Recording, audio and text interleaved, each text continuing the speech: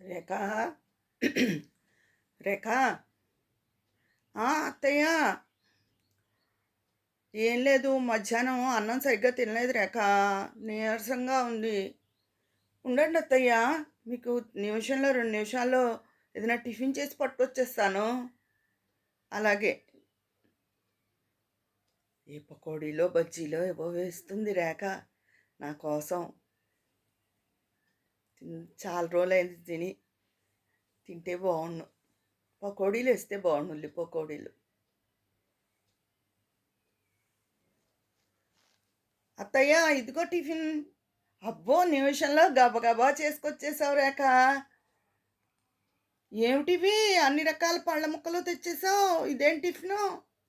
ఇదే హెల్త్కి మంచిది అత్తయ్య. పకోడీలు బజ్జీలు గ్యాసు. ఇదిగో ఈ టిఫిన్ తీసుకోండి, ఎంత మంచిదో. అమ్మ నా కోడలా,